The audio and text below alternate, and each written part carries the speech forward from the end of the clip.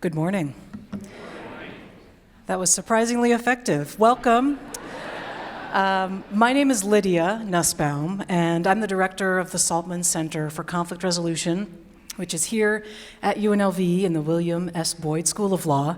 And the Saltman Center, along with the Intersection, which is the UNLV Diversity Multicultural Center here on campus, are absolutely thrilled to be able to be the location sponsors for this really special morning.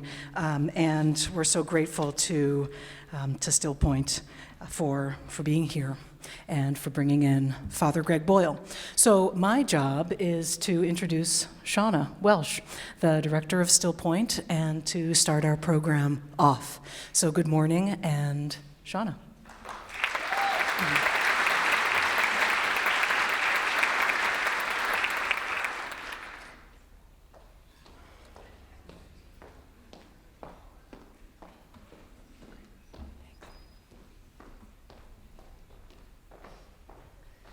Good morning. As she said, I'm Shauna Walsh, the Executive Director of Stillpoint Center for Spiritual Development. I'd like to ask you to join me in a quick gesture. If you would, place your fingers across your lips. Now bring them down to your heart. We'll talk more about that later. We're so excited to be sharing our 15th anniversary day with you. We've brought for our community's spiritual nourishment, for their education, for their peace of mind, Father Greg Boyle. Yes.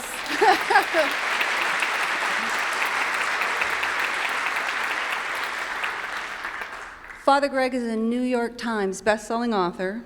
He's written Tattoos on the Heart, The Power of Boundless Compassion, hence the name of our event today, and another book called Barking for the Choir. He's a White House Champion of Change honoree, a Jesuit priest known as G-Dog, and, as I said, founder of Homeboy Industries, which he began nearly 30 years ago as a way of improving lives of gang members. Homeboy Industries has evolved. Today is the largest gang intervention, rehab, and reentry program in the world. Pretty impressive.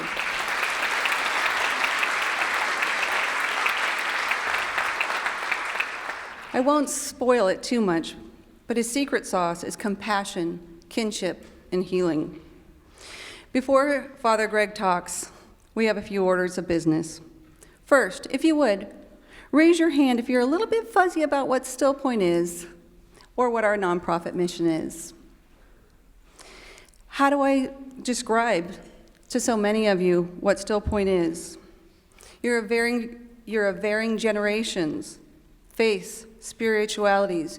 Your interests or the reason you're here today vary as well. Well, when we placed our fingers on our lips, we created a sense of quiet in this room. Perhaps, just maybe, as you moved your finger down to your heart, you created a sense of inner stillness in your soul. Stillpoint's mission is to support people on their spiritual journey, to help them facilitate those moments of inner quiet, to help them realize them. The reason being so that they can hear in the silence they are actually called to, personally and individually, with a message of love, unconditional love. I'd like to share a quick story of a message I received. 4 years ago, I was in graduate school. I placed 2 books, Compassion, Inc. and The Alchemist, in my Amazon shopping cart. By the way of what I now call divine algorithm, Amazon told me I might also enjoy a book called G-Dog and the Homeboys. The title, the cover, and Father Greg's story spoke to me. I read the book. I recommended it to friends. I strong-armed my husband and my sons to read it. I mused of a road trip to see Father Greg with my sister. I joked that I was becoming his one-person marketing machine in Las Vegas. I was later proved wrong. I went to work at Stillpoint, and my colleague, Nicole Glass, is one of his greatest advocates. She's actually shared an event, a stage with him prior to this day. What strikes me this week is a quote from the other book, The Alchemist by Paulo Coelho. He says, if you really desire something true, that the whole world conspires to make it happen. Well, I wanted to see Father Greg. Nicole did too. So did our board of directors. So did our programming committee. And here we are today. So.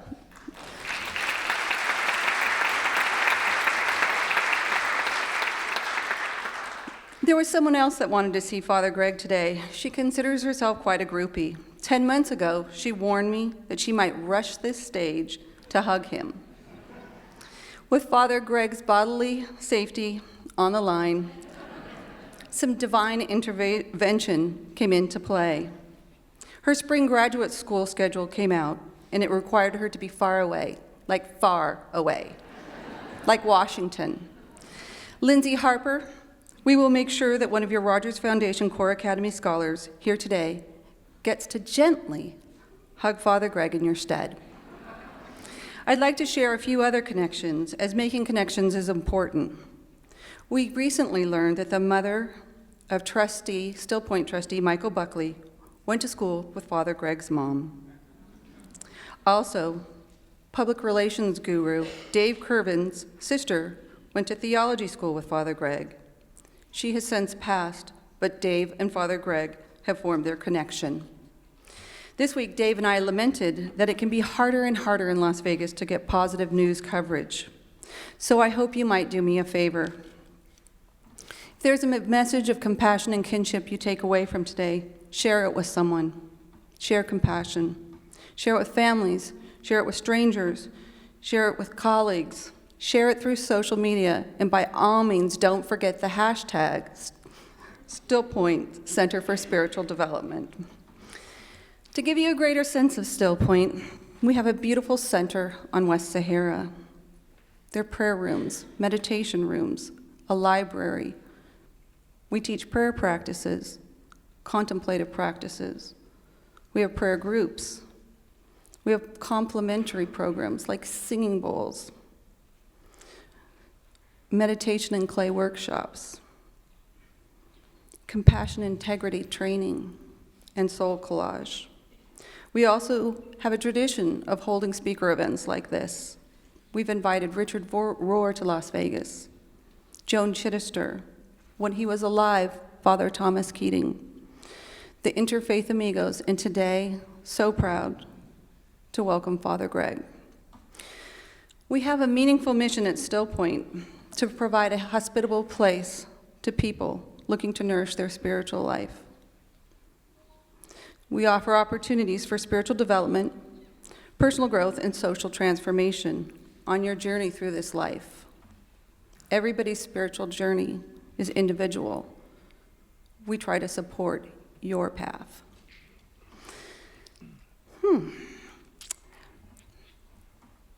The last thing I'd say about our mission is we have a simple invitation. We extend the invitation of Psalm 46:10, be still and know that I am God. The mission in this event would not be possible without what you might call our litany of Stillpoint saints.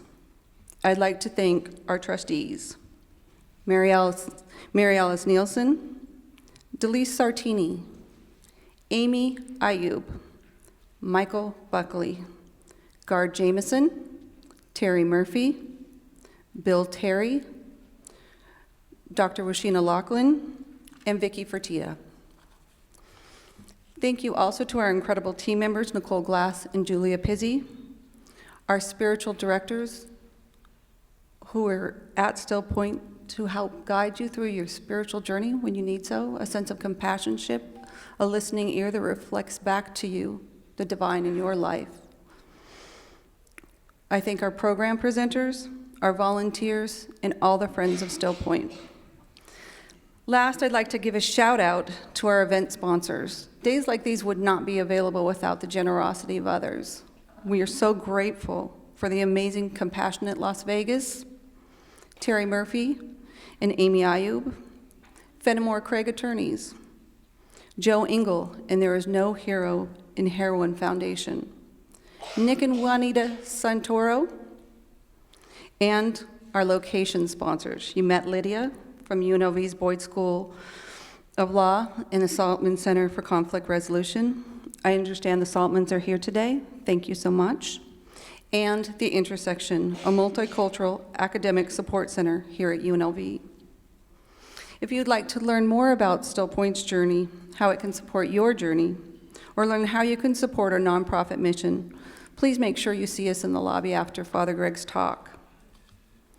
Finally, and this is my last page, before Father Greg speaks, an amazing young leader who came to be known to us just recently, Kristen Thiel, and other incredible local faith, education, and nonprofit leaders will take the stage with the young people their organizations serve. They will offer sacred words that call us to be compassionate and appreciative of the degree of commonality that we share in our beautiful diversity. After Father Greg's talk, 3 of these young people from Core Academy, Camp Anytown, Bishop Gorman, will be invited to ask Father Greg a question. After that, he will be available in the lobby to sign books, to say hello, maybe snap a photo. And for those of you who purchased tickets to our luncheon, which is sold out, by the way, we will move over then to the UNLV Foundation's Blasco wing, and he will also sign books there. Thank you. Now, it's my pleasure to invite Kristen to the stage, along with our other leaders.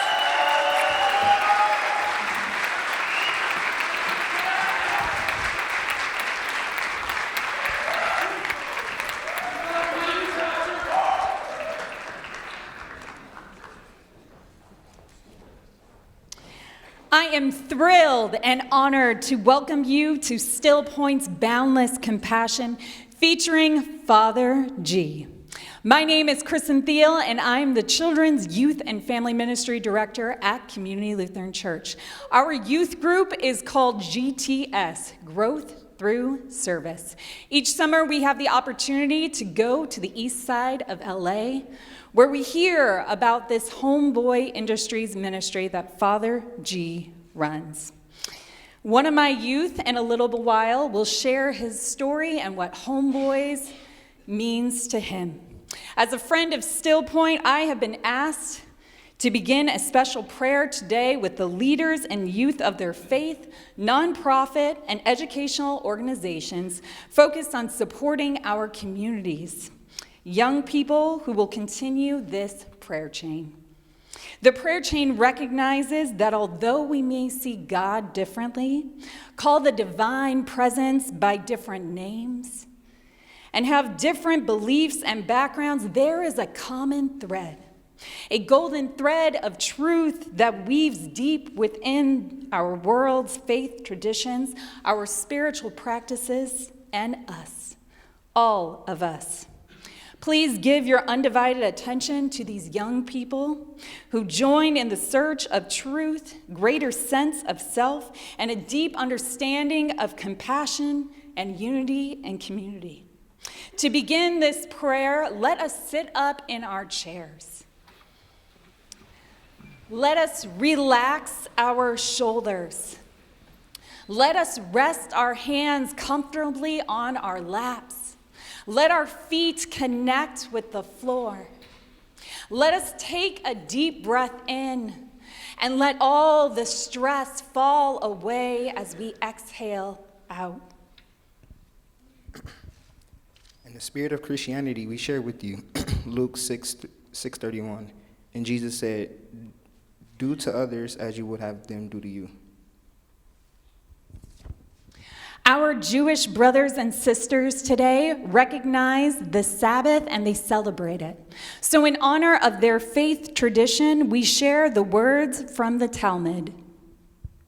What is hateful to you, do not do to your neighbors. This is the whole Torah. The rest is commentary. My name is Shannon Leach. I am the rector of Grace in the Desert Episcopal Church. This is Teresa Gammon, the convener of our young adult group called Holy Doubt. She will share with you the words of the Native American Pima people. Let us be present, let us take a deep cleansing breath and begin. Do not wrong or hate your neighbor, for it is not he who you wrong, but yourself. My name is Renisha O'Donnell, and I am the program director of CORE, formerly known as CORE Academy. Today I have with me Sandy, and she's going to share with you the words of wisdom of Nelson Mandela. For to be free is not merely to cast off one's chain, but to live in a way that respects and enhances the freedom of others. Thank you. My name is Nathan Radzak, and I am the English Department Chair at Bishop Gorman High School. And to my right is this amazing senior from Bishop Gorman, Miss Lauren Emery, and she will share the words of Pope Francis. Let us treat others with the same passion and compassion with which we want to be treated. Let us seek for others the same possibilities which we seek for ourselves. Let us help others to grow as we would like to be helped ourselves. Hi, everyone. I'm Kyron Coleman. I am a peer mentor here at UNLV at the intersection in our student union.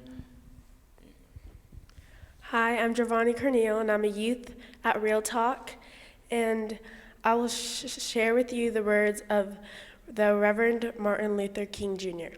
Love is the only force capable of transforming an enemy into a friend. There is some good in the worst of us and some evil in the best of us. When we discover this, we are less prone to hate our enemies. My name is Rico Ocampo. I am the director for Camp Anytown's Social Justice and Leadership Program. And here with me is Skylar Jordan, who will share with you the words of Islam and the Prophet Muhammad Hadith. Not one of you truly believes until you wish for another what you wish for yourself.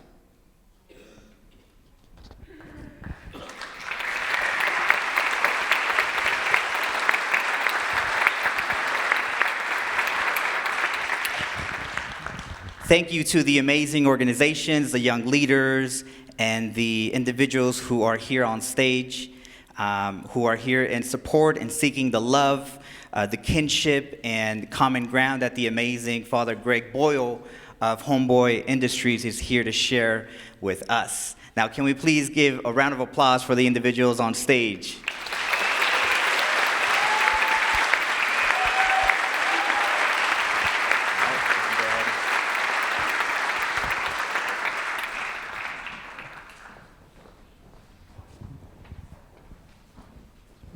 As I mentioned earlier, we have the opportunity to go to Homeboys each summer.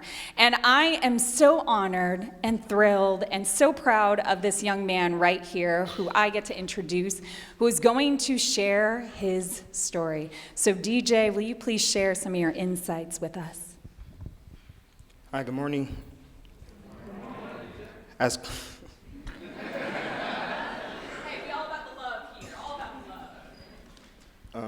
As Christian Mission, she takes youth like me, kids who at times are struggling with maybe their families, some for food, for hope, and even some for our lives.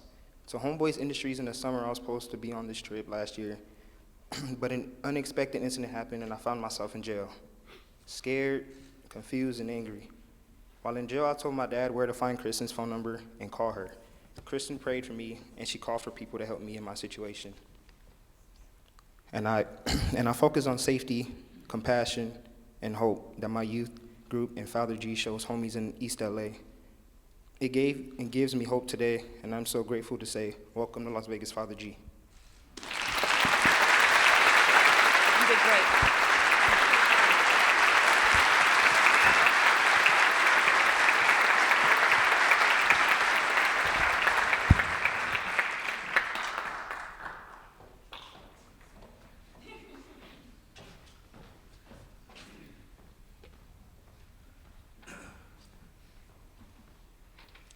Thank you very much for the kind introduction. It's good to be here with all of you to celebrate 15 years. I was in my office yesterday, and one of the homies, I was wearing the sweater, and he says, Mr. Rogers called. He'd like his sweater back. Smart asses.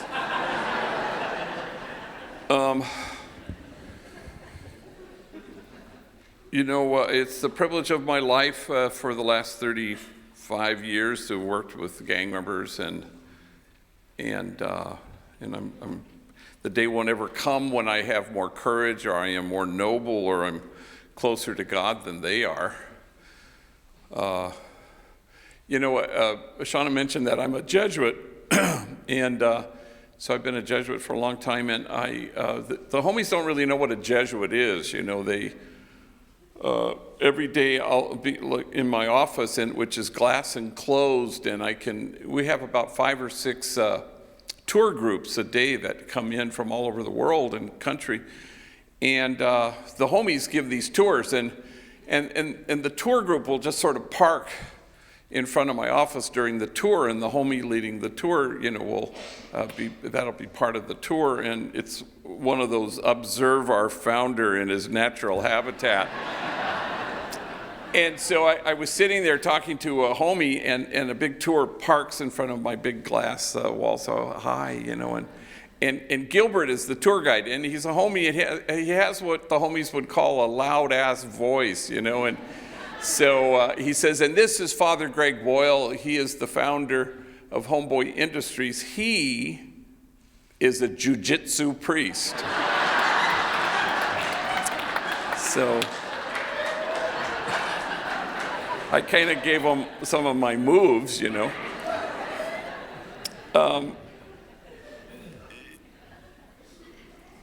So the homies have always filled me with a sense of what matters and how to put first things recognizably first, and how to somehow follow with some integrity.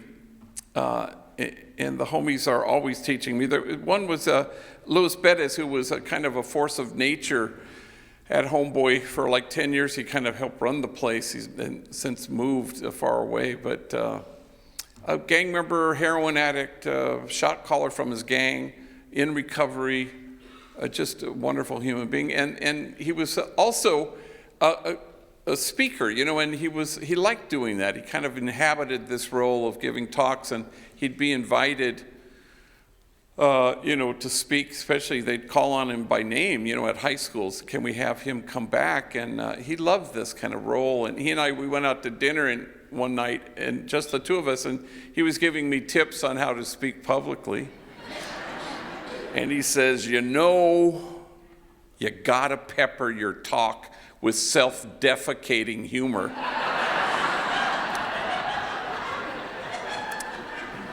And I said, yeah, no shit, that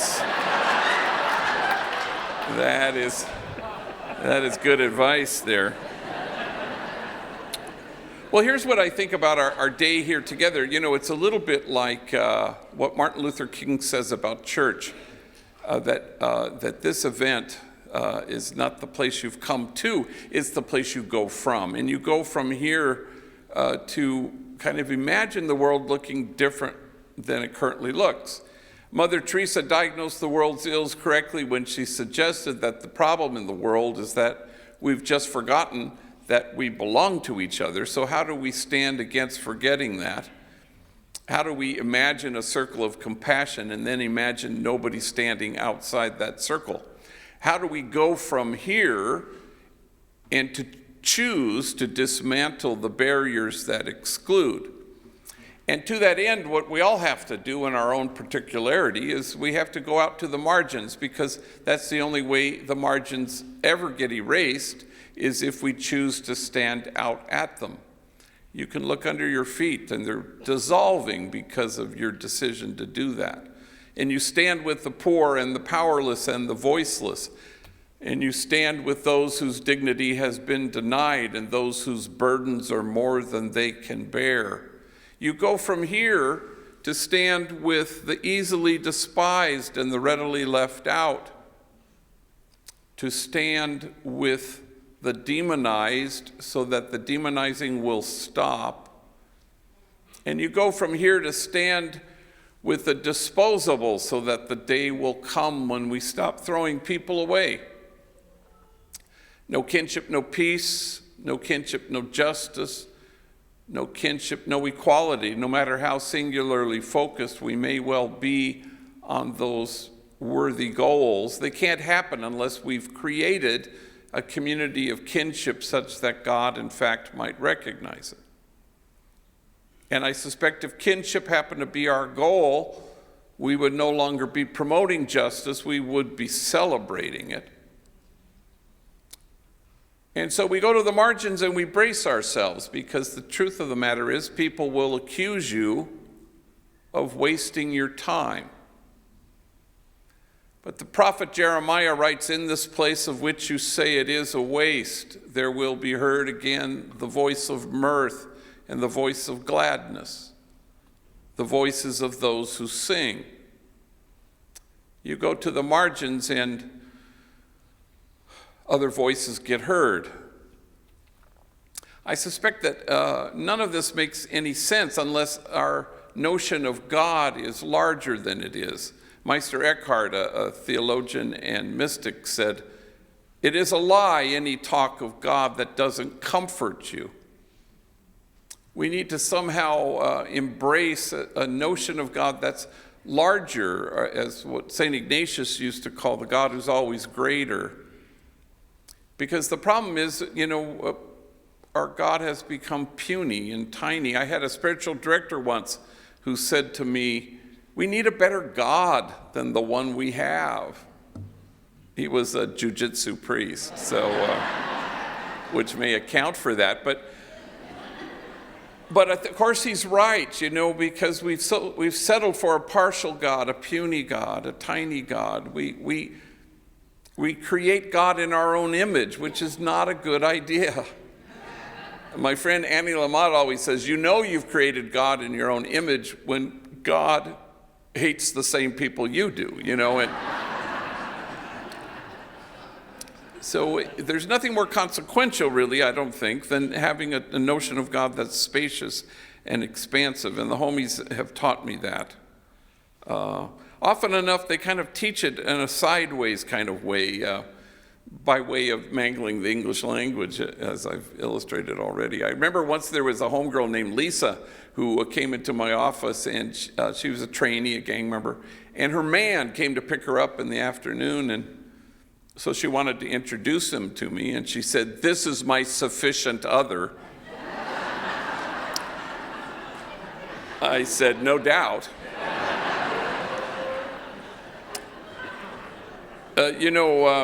Homeboy was started in 1988, and now we're quite large. We have a huge budget. It's a $23 million annual operation, and I'm happy to announce that I don't have to kind of run it anymore. I have a CEO, and I had a homie come into my office, and he said, "Damn, G, my lady, she is in a bad mood today." And I said, "Why?"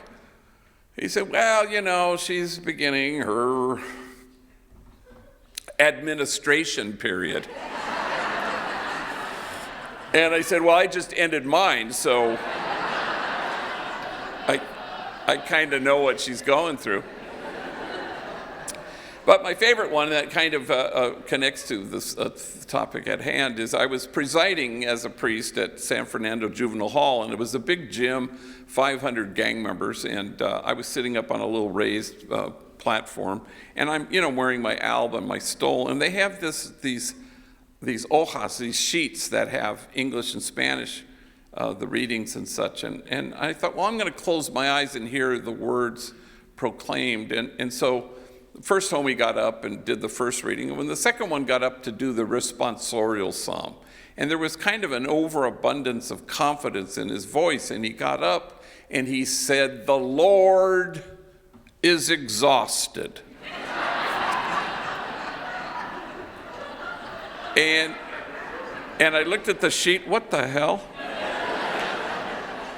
And it was "The Lord is exalted."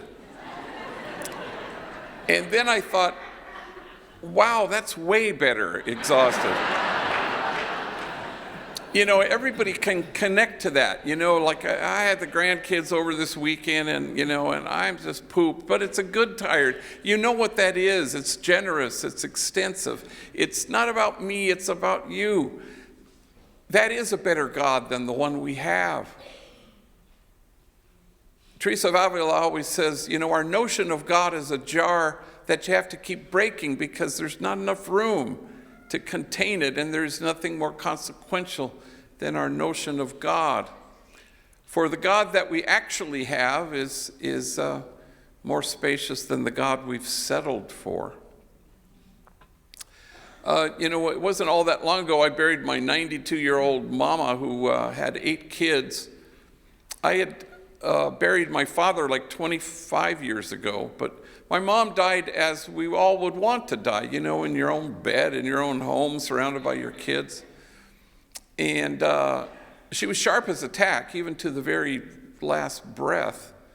In fact, in the last year of her life, she watched so much MSNBC, she was becoming Rachel Maddow. And she wasn't a lick afraid of dying. About 3 weeks before she died, she said to me with exhilaration, I've never done this before. Which is something you might say just before skydiving, and in fact, her last words to me were the day before she died, and I just happened to be alone by her bedside, which never happened, and she was sleeping. When she woke up, she saw me there, and she said, "Oh, for crying out loud," and she went back to sleep. Well, she was pissed off that she hadn't died yet, and sorry.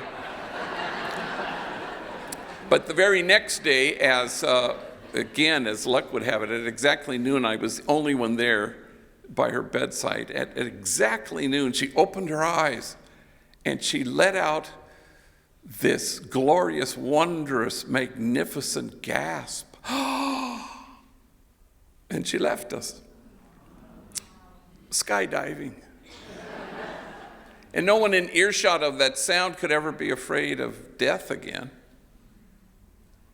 But when I, buried her, I remembered that in the last weeks of her life, there'd be 2 or 4 or all 8 of her kids around her bed, and she'd be in and out. And when she would come to, she would kind of focus on one of her kids, with this laser beam, exhilarated delight. And she'd look at the one kid and she'd say, "Oh, you're here, you're here."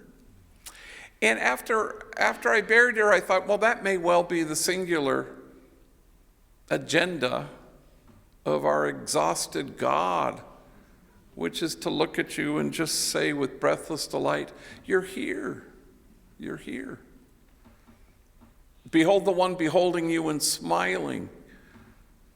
Receive the tender glance and then choose to become the tender glance in the world. You choose to be in the world who God is, compassionate, loving, kind. All for the purpose of God's dream come true, which is a community of kinship such that God might recognize it. The homies have always taught me about kinship and about all the important things. But in the last few years, they've taught me how to text, and so I'm really grateful to them because I find it sure beats the heck out of actually, talking to people. And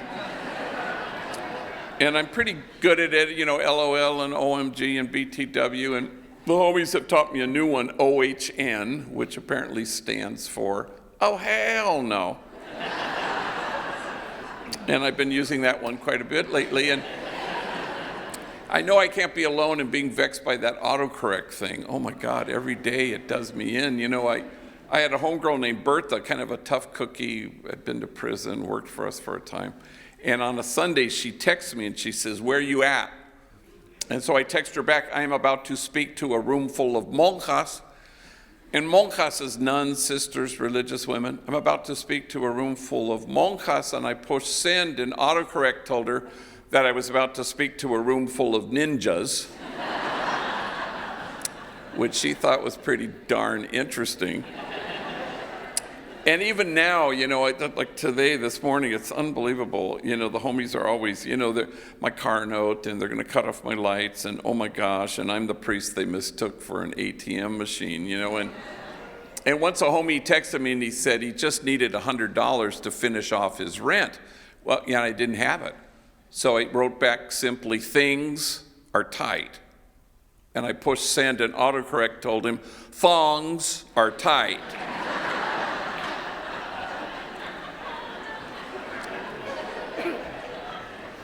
And he wrote back, sorry to hear that. What about my rent?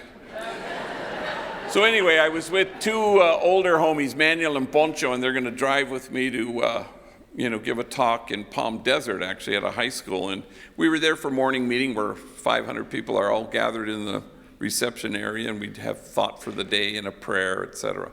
And then we hopped in the car and we're going. Manuel's in the front seat, and 15 minutes into the road trip, he gets an incoming text and he reads it to himself. And he chuckles, and I said, well, what is it? He goes, oh, it's dumb. It's from Snoopy back at the office. Well, I just seen Snoopy. Snoopy gave me a big abrazo. Snoopy and Manuel work together in the clock-in room, where they clock in every day hundreds and hundreds and hundreds of gang members. It is a tough job. I wouldn't want it.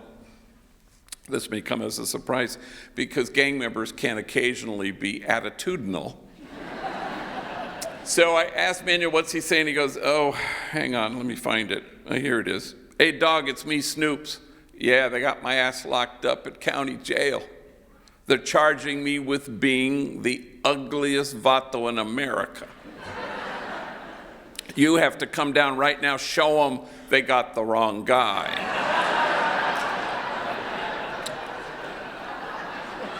Oh my God, I nearly drove into oncoming traffic. We howled with laughter, and then I realized that Manuel and Snoopy are enemies. They're from rival gangs. They used to shoot bullets at each other, because I remember. Now they shoot text messages. And the word for that is kinship. How do we obliterate once and for all the illusion that we're separate, that there is an us and a them? We want to bridge any distance there exists between us, even in service. Otherwise it's service provider, service recipient. You want to bridge even that. Service is the hallway that gets you to the ballroom. You don't want to stop at service. You want to get to the ballroom, the place of kinship and exquisite mutuality. One of the great privileges of my life was knowing Cesar Chavez as a friend, and he was just the best listener I've ever been in the presence of. If you were talking to him, nobody else existed. He was never looking over his shoulder to see, if the mayor was approaching. It was just you. His whole being seemed to say, you're here, you're here. But once famously, a reporter had commented to him and said, wow, these farm workers, they sure love you. And Cesar just shrugged and smiled and said, the feeling's mutual, which is the hope that there is no daylight that separates us as a service provider, service recipient. I remember years ago there was a homie we called Dreamer, and nobody found more job opportunities through our organization than Dreamer. I knew him as a little kid growing up in the projects. He got into a gang, super smart kid with a dangerous sense of humor. And but he's in his 40s now, doing well, married, kids, house, good job. But in his early 20s, he was kind of a yo-yo, in and out of getting locked up, and it was very frustrating. He'd come in, I'd find him a job in the private sector or in one of our 9 social enterprises, and he'd always sort of immediately gravitate back to vague criminality, usually something involving drugs, the sale of or the use of, and then he'd wander back to me. It was just really repetitious and frustrating. And so this one time he finished a 4-month stretch of probation violation, county jail, and there he is sitting in front of my desk. And he says what gang members often say, this time it'll be different. I went, well, all right. So with him sitting there, I picked up the phone. I called a friend of mine named Gary, who owned a vending machine company in Alhambra. And Gary had hired homies in the past, so I'm hoping against hope maybe he'll do it again. And sure enough, Gary says, you tell that guy he can start tomorrow.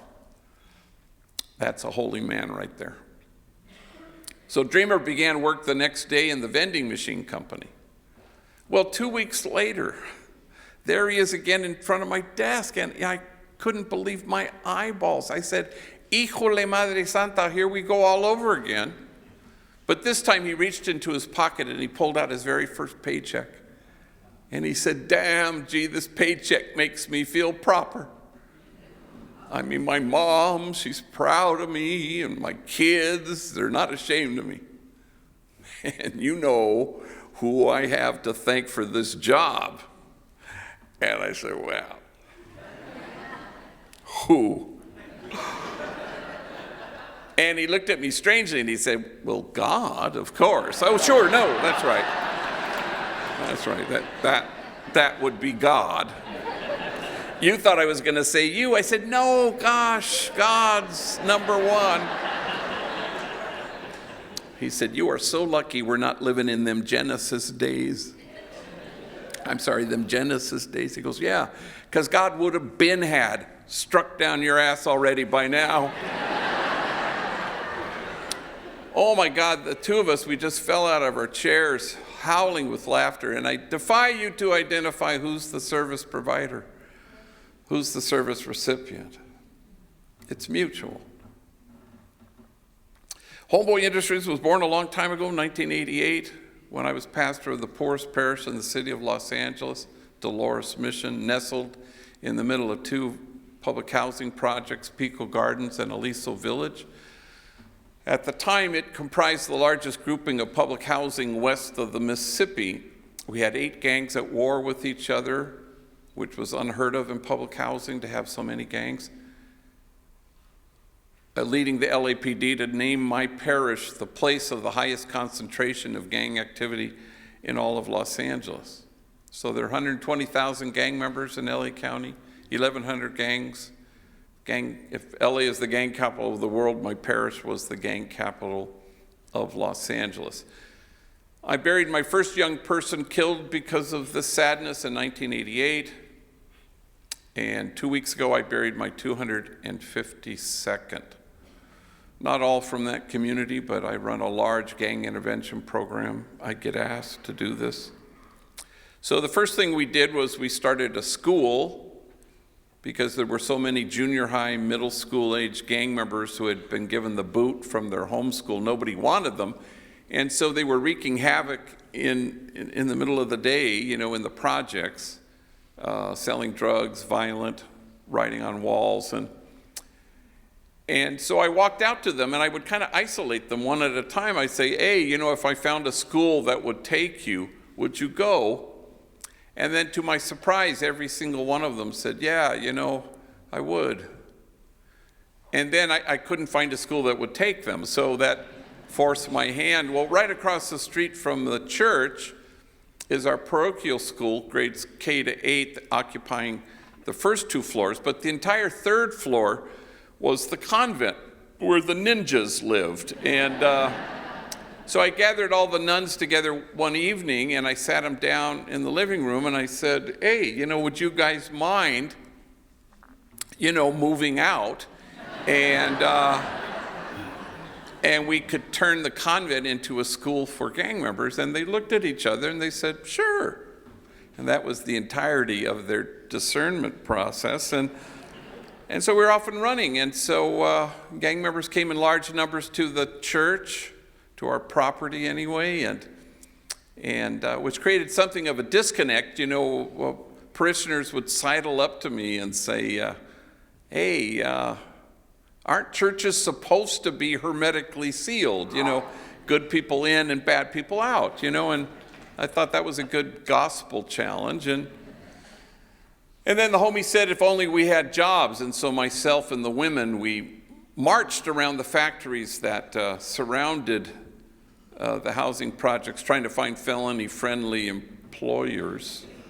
And that wasn't so forthcoming. So we invented things, you know, a maintenance crew, a landscaping crew, a crew to build our child care center, all made up of rival enemy gang members from the 8 gangs in the parish.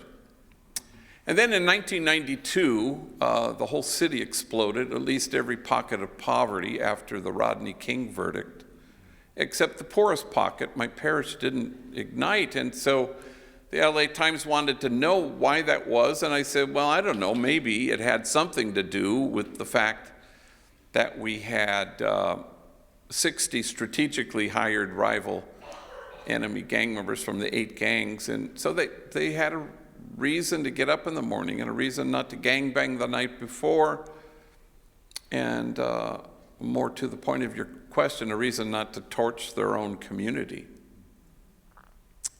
So the article appeared the next day. Well, the following day, I get summoned to the Beverly Hills office of a movie producer named Ray Stark, who happened to have $500 million. So I went to his office and he said, how should I spend my money? And as I look back on it now, I see that I woefully undershot my request. I was young, I had hair. So I said, well, why don't you know, there's an abandoned bakery across the street from the school. I don't know, you could buy it. It has ovens, they don't work, but you could fix them. We could have, you know, rival enemy gang members wearing hairnets, and I don't know, they could bake bread, and we could call it Homeboy Bakery. That was the extent of my business plan. And he said, sure. So we were off and running, and a month later we started Homeboy Tortillas in the Grand Central Market. Once we had plural, we changed our name from Jobs for a Future to Homeboy Industries, as if there was any industry involved in this, you know, and not everything worked. You know, I'll be the first to admit it. Homeboy Plumbing really was not hugely successful. Who knew? People didn't want gang members in their homes.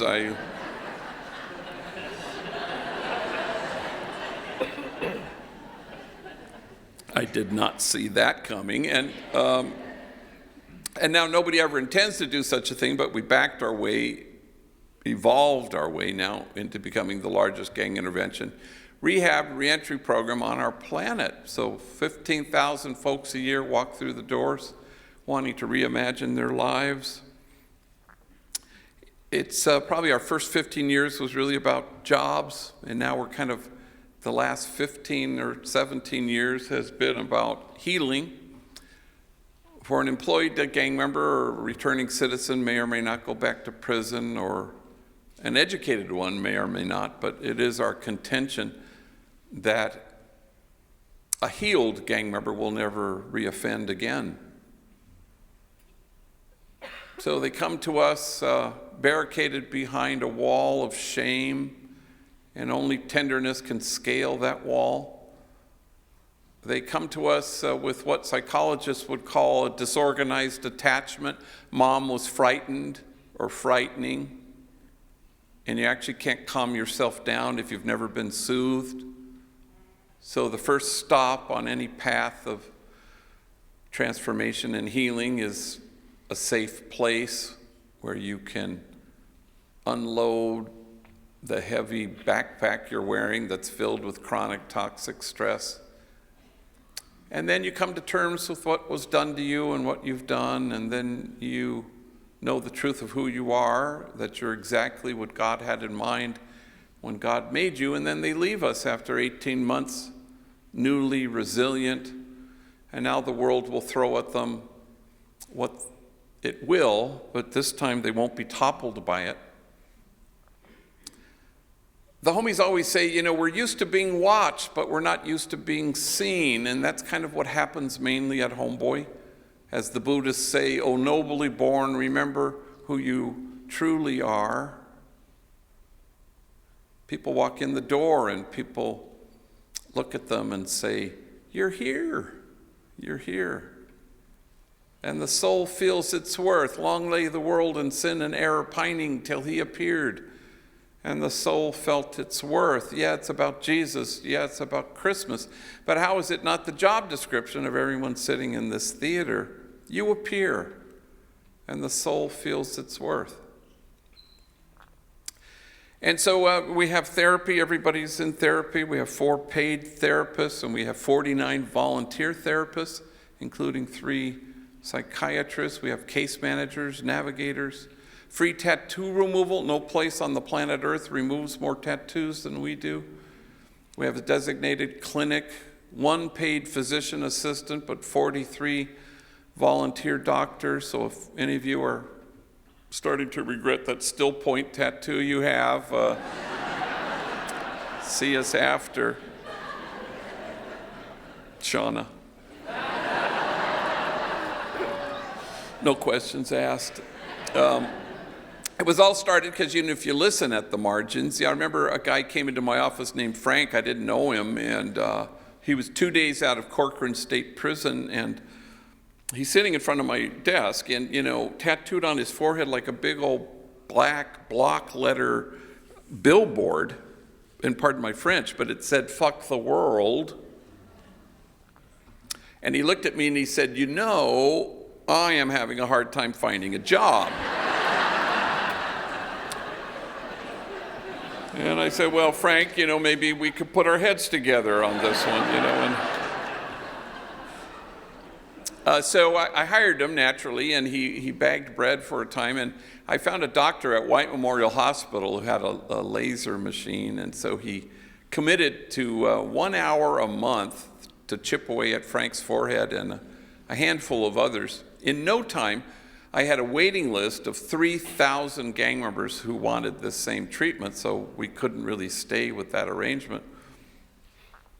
Parentheses, Frank is a security guard at a movie studio in Hollywood, and there is no trace left of the angriest, dumbest thing he had ever done, proving once and for all that all of us are a whole lot more than the worst things we've ever done. And so then we have all our training programs, solar installation training. We have Homeboy Bakeries thriving, Homeboy Silkscreen, Homeboy Homegirl merchandise, where we sell our logo stuff, Homeboy Recycling, where we recycle electronic waste. We have a restaurant at LAX, American Airlines Terminal 4. Homeboy Diner, the only place you can get food at City Hall. We have a thing called Homeboy Grocery, where we sell chips, salsas, and guacamole at a variety of venues, farmers markets, and Homegirl Cafe, where women with records, young ladies from rival gangs, waitresses with attitude will gladly take your order. It's a who's who. If you go there, you'll run into movie stars and electeds, Jim Carrey, Jack Black, Forrest Whitaker, people who come kind of regularly. Once with 2 hours notice from the Secret Service, Vice President Joe Biden, when he was vice president, so it was motorcade, entourage, selfies with Uncle Joe. And once famously, Diane Keaton came for lunch, and Oscar winner, movie star, Godfather movies. And her waitress is Glenda, and Glenda's a big girl. Been there, done that, tattooed, felon, parolee, gang member. She has no idea who Diane Keaton is, and so she's taking her order. And Diane Keaton says, well, what do you recommend? And Glenda rattles off the 3 dishes she really likes. And Diane Keaton says, well, I'll have that second one. That one sounds good, And it's at that moment something dawns on Glenda. She looks at Diane Keaton and she says, wait a minute. I feel like I know you from somewhere. Like maybe we've met. And Diane Keaton decides to sort of deflect it humbly. Oh, gosh, I suppose I have one of those faces that people think they've seen before. And then Glenda goes, no, now I know. We were locked up together.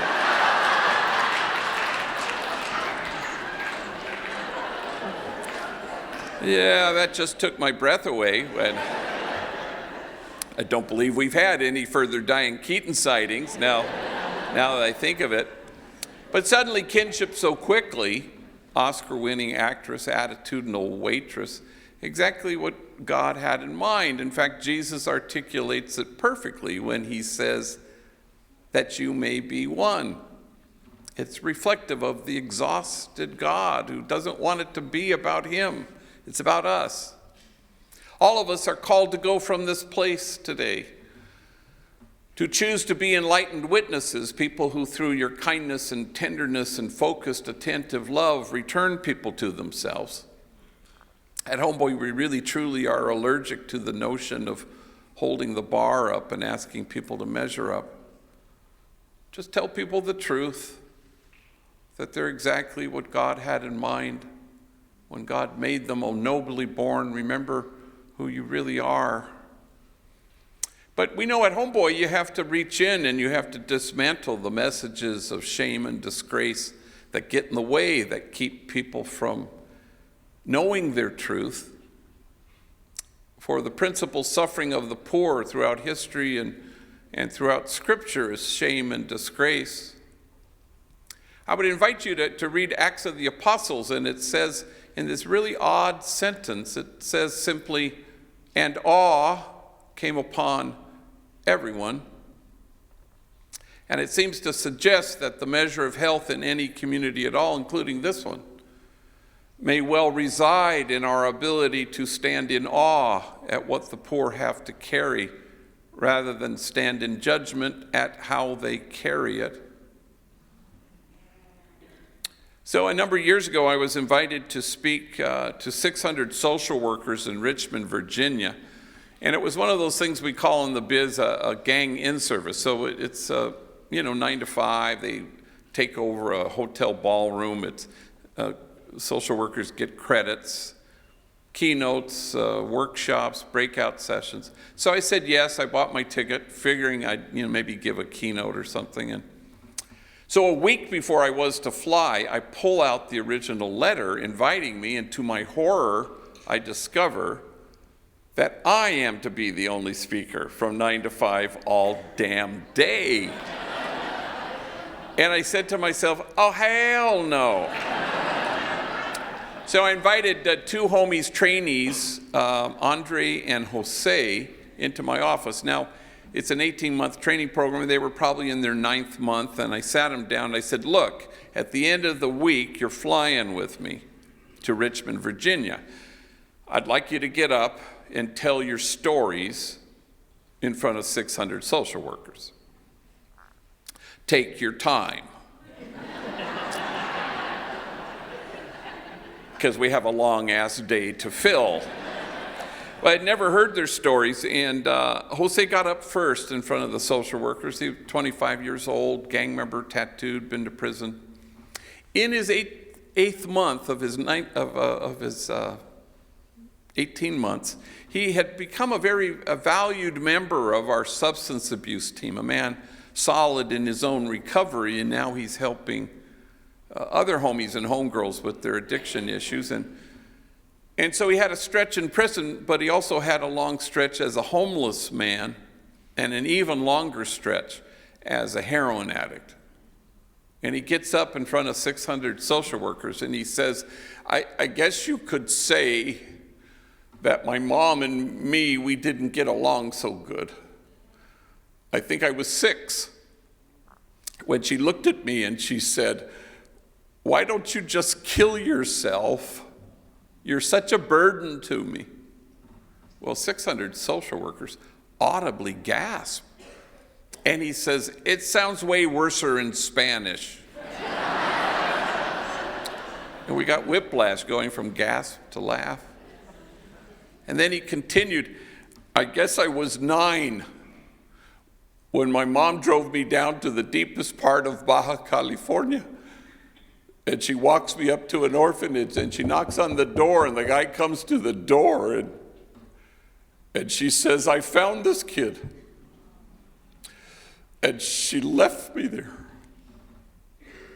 for 90 days until my grandmother could get out of her where she had dumped me. And my grandmother came and rescued me. My mom beat me every single day of my elementary school years with things you could imagine and a lot of things you couldn't. Every day my back was bloodied and scarred. In fact, I had to wear 3 t-shirts to school every day. The first t-shirt because the blood would seep through. Second t-shirt, you could still see it. Finally, the third t-shirt, you couldn't see any blood. Kids at school, they make fun of me. Hey, fool, it's 100 degrees. Why are you wearing 3 t-shirts? And then he stopped speaking, so overwhelmed with emotion, and he seemed to be staring at a piece of his story that only he could see. And when he could regain his speech, he said through his tears, I wore 3 t-shirts well into my adult years because I was ashamed of my wounds. I didn't want anybody to see them.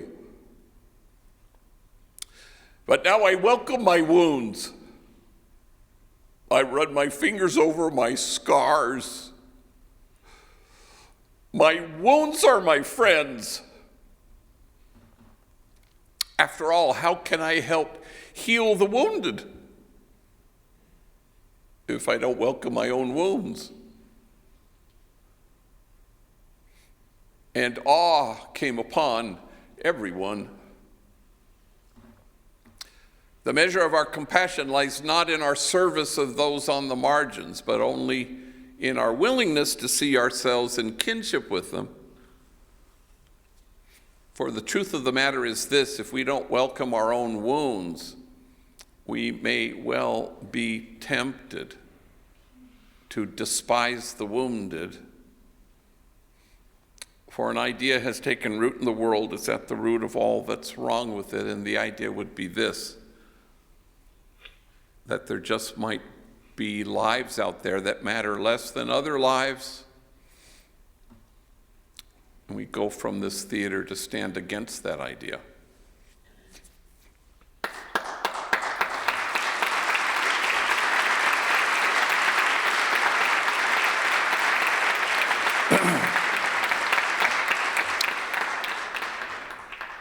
And we go from here to take seriously what Jesus took seriously, which are only 4 things: inclusion, nonviolence, unconditional loving kindness, compassionate acceptance.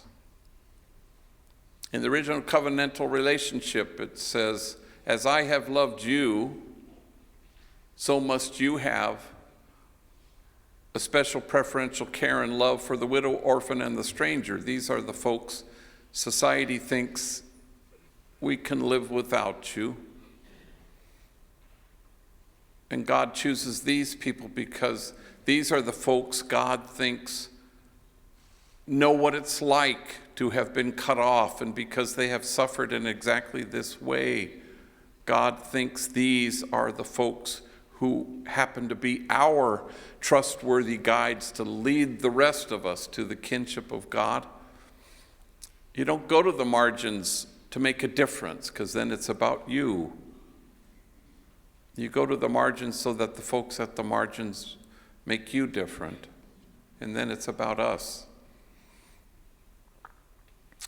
Once I was interviewed by a woman on the Christian Broadcasting Network, and she said, what do you do at Homeboy Industries? I told her what I told you. You know, we're kind of a sanctuary for gang members, and then the gang members become the sanctuary they sought. And then they go home to their kids and present that sanctuary, and then for the first time you've broken a cycle, and I mentioned training and classes and therapy and tattoo removal, all the things I mentioned to you, enemies working side by side in a bakery and restaurants.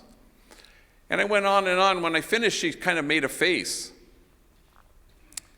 like she smelled something foul.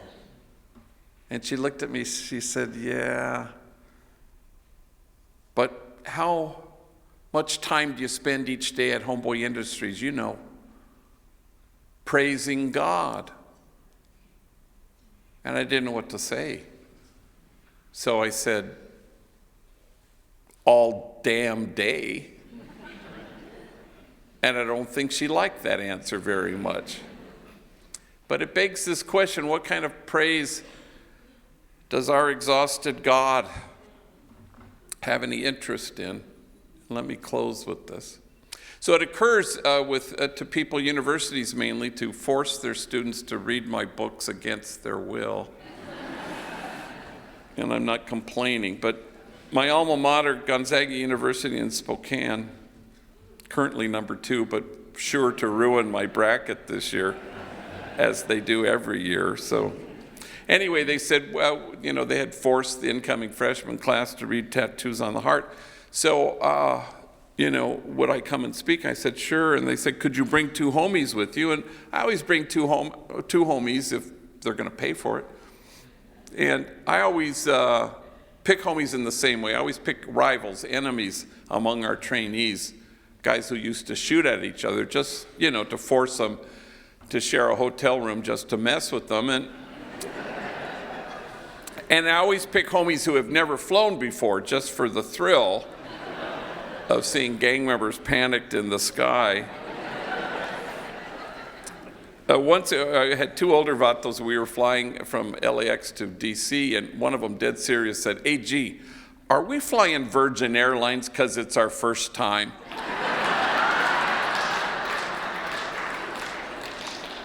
And I said, well, yeah, it's a requirement. We'll be coming home on American.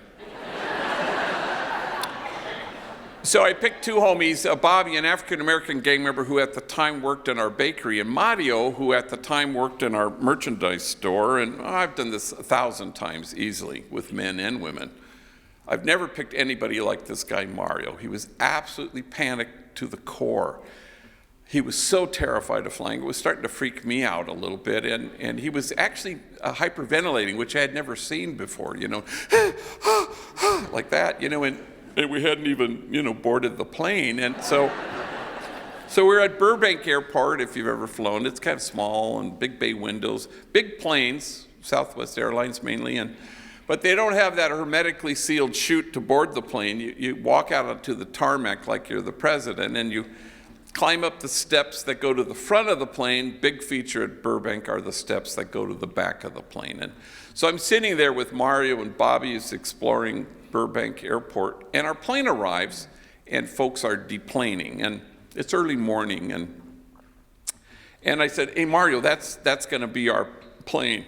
And I think, oh my God, he may die before we climb those stairs, and so then our flight crew arrives, the pilots and the flight attendants, and there are 2 flight attendants, females. Both of them have very large cups of Starbucks coffee, and they're schlepping up the steps to board the plane. And Mario goes, "When are we going to board the plane?" I said, well, as soon as they sober up the pilots.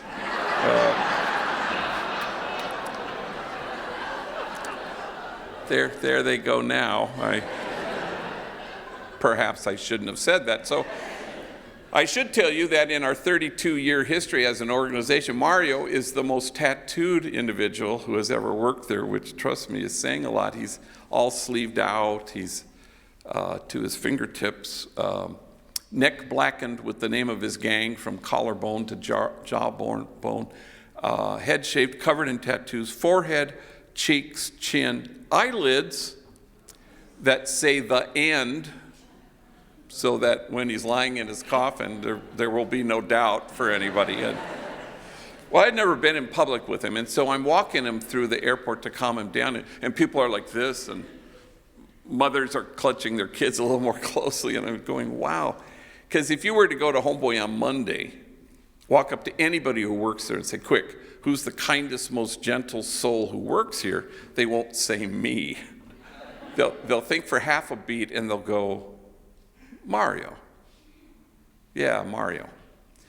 Mario works in the cafe. Mario is proof that only the soul that ventilates the world with tenderness has any chance of changing the world. Mario is proof that the highest form of spiritual maturity is tenderness. So we get to Gonzaga, so there's the big talk Tuesday night, big venue, 1,000 people. What they don't tell you is all day Tuesday they have like 93 other talks. This class, this meeting, this lunch, this class, all damn day. And so I tell these 2 guys, look, I'm not going to speak at any of these. I'm going to sit in the back of the classroom. You get up and tell your stories. And they were terrified, especially Mario, but they did a good job. Stories of terror and torture and violence and abuse of every imaginable kind, and honest to God, if their stories had been flames, you'd have to keep your distance, otherwise you'd get scorched. I would not have survived a single day of either of their childhoods. So we get to the big 1,000-room venue, and I coax them to get up before me to give like a little 7-minute each snapshot of their lives. And Mario in particular was quite terrified of that, but they did a good job. Then I got up and did my thing.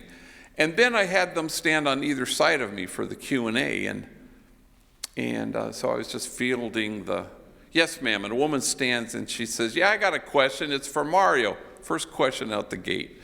Well, Mario is this tall, skinny drink of water, and he walks up to the microphone and he clutches it, and he's just terrified, yes.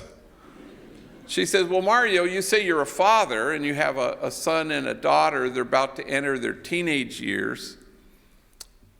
What wisdom do you impart to them? You know, what advice do you give them? Well, Mario closes his eyes and he clutches the microphone even more intently, and he's starting to tremble. I can sense like he's getting a friggin' hernia trying to come up with whatever the hell he's going to say, when suddenly he blurts out, as soon as he says those two words, he rushes back to his microphone clutching, closed-eyed refuge. And now I know he's losing the battle with his tears, but he wants to get the whole sentence out. I just don't want my kids to turn out to be like me.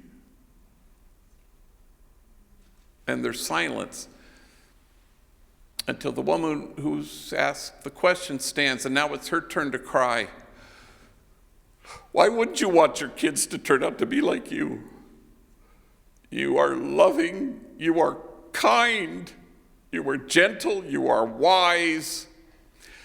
I hope your kids turn out to be like you.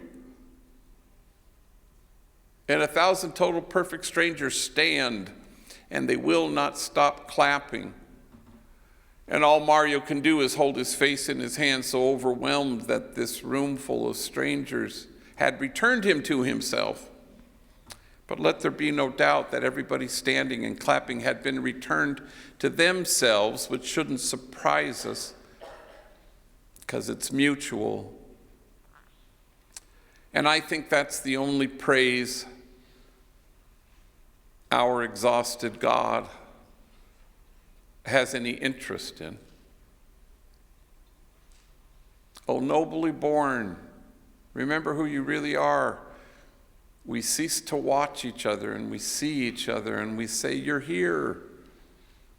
And the soul feels its worth, and you don't go to the margins to make a difference. You go to the margins so that the widow, orphan, and stranger make us different.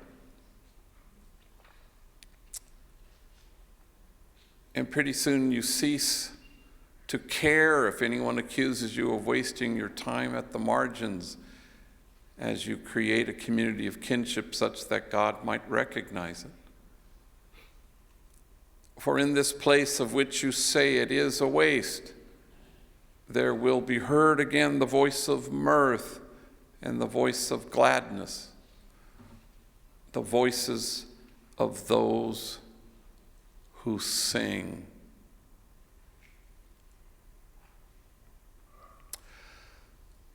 Thank you very much.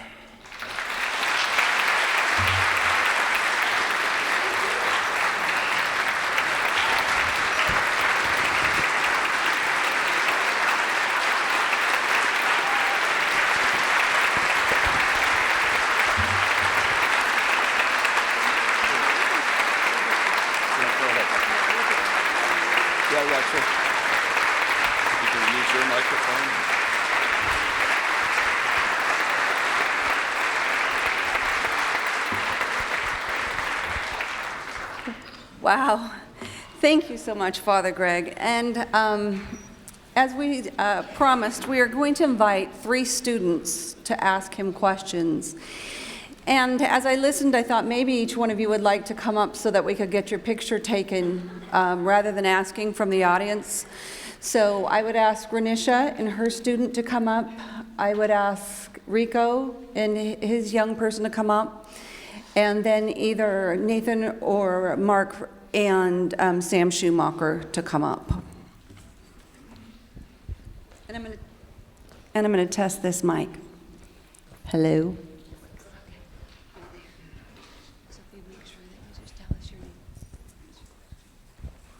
Hi.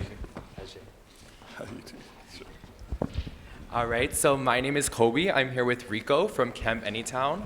And my question, Father G. So at Camp Anytown, we focus on youth development while breaking down barriers and building up community. So my question for you is, how can a person begin to harvest compassion in their heart at an early age? That's a good question. You know, a loving, caring adult who pays attention is, you know, how you kind of model what compassion will ultimately look like. You can't demonize people you know, so the more you can kind of put people in the vicinity of each other. And once you kind of inculcate a notion that demonizing is always the opposite of God and is always the opposite of truth, especially in the climate in which we currently live, you can hear demonizing and you go, oh, it's untrue. Always. No, there are no exceptions to that, which is kind of heartening. And once you know that, then you can say, well, that's the opposite of what I want to do. I won't ever demonize. I won't ever otherize. And I think we communicate that by modeling, I suppose. At Homeboy, you know, you would say something like, you know, a damaged person will damage people, or a traumatized person is obviously likely to traumatize others. But at Homeboy, we always say a cherished person will be able to find their way to the joy there is in cherishing themselves and others.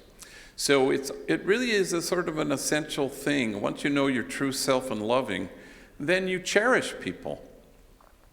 And that's compelling. That's what Richard Rohr always says, if you don't transform your pain, you're just going to keep transmitting it or inflicting it.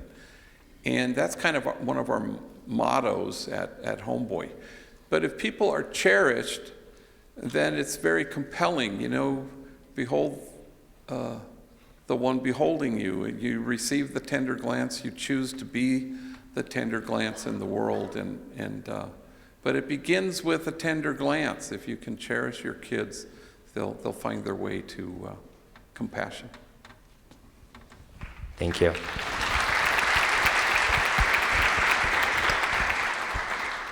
So at Bishop Gorman, we are currently taking a class on Christian vocations and what God sets out on our hearts for us to do with our lives to impact others. So was there a moment or when you decided of all the voiceless and helpless that gang members were who you were sought out to help? Well, I decided to work with gang members only because I landed in a parish that had, you know, just this monumental, huge gang issue. So I didn't say, well, I would like to one day work with gang members. I went to Bolivia, it kind of changed my life, and then I was sort of ruined for life, you know, because I wanted to work with the poor. I knew how to speak Spanish. So I was supposed to go to Santa Clara University, and I begged my provincial, please don't do this to me. And I told him what I deeply wanted to do. You know, the thing about vocation, people always think that it's possible to deeply want something. Shoot, God doesn't want that for you. That's impossible, I think. That what you most deeply want is, in fact, God's will for you. It's never other than that. And so I found a vocation within a vocation within a vocation. And so I felt kind of at home there, and I have ever since.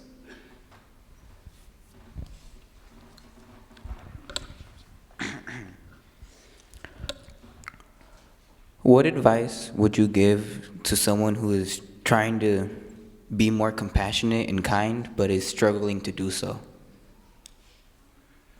That's a good question. You know, I'm not big on advice, but I think that At Homeboy, we always talk about do the work. You can always tell when people aren't doing the work. At Homeboy, anyway. I remember I have my council that meets every morning from 9 to 10. It's made up of homies, and we talk about the trainees, you know. And I remember there was one guy who had been a lifer who was one of my council, and he was talking about one of the trainees who were, I don't know, he was coloring outside the lines, I guess. And he says, you know what his problem is? He thinks his shit don't stink. But then another homie in the group said, no, all he smells is stink. Well, these are both kinds of takes on something, but the one who judged this trainee harshly it's a reflection of the fact that he hasn't done the work. He was a stranger to himself. But the guy who kind of exhibited compassion, clearly he had done the work. He knew who he was. And because he had come to terms with what was done to him and what he had in fact done himself, he was able to find his way to a compassionate stance in the world. So it's kind of everything is a byproduct of something else, you know. People talk about gang violence, for example, and I go, well, you know, it's about something else. Gang violence is a language, and you want to say, well, what language is it speaking? Rather than cut to the really short, awful take. So, you know, nobody's ever found a healthy treatment plan that was born of a bad diagnosis. So you want to kind of get, what is this about, you know? In 19th century medical history, they had all these people dying. They didn't know why, and they applied everything they knew. And we're going to address this head on. Hospitals, nurses, medicine, nothing worked. Until way over here, inadvertently, by accident, they addressed the water supply and the sewer system. What happened to the diseases? Oh, they all disappeared because the diseases were about something else. So you always want to find the something else. So people will quickly judge, or off with his head, or we need to fire him. We always go through this at Homeboy. But what language is his behavior speaking? It's obviously about pain. How do we help?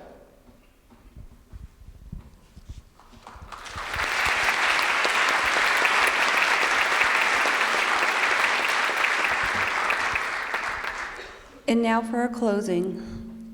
Sam is going to read some words by Henry Nouwen. Next month, on March 28th, it's a Saturday, we have a retreat day on Thomas Merton and Henry Nouwen, both prophetic men who are now since passed, but their words ring true still today in these times, these social situations, and will ring true in your heart if you choose to come. And so now she's going to read us something as our last, and then we're dismissed. Finally, please close your eyes and take a deep breath as we close today with a few words on compassion from Henry Nouwen. Compassion, which literally means to suffer with, is the way to truth that we are most ourselves, not when we differ from others, but when we are the same. Indeed, the main scriptural question is not what difference do you make, but what do you have in common? It is not excelling, but serving. That makes us most human. It is not providing ourselves to be better than others, but confessing to be just like others. That is the way to healing and reconciliation. Thank you.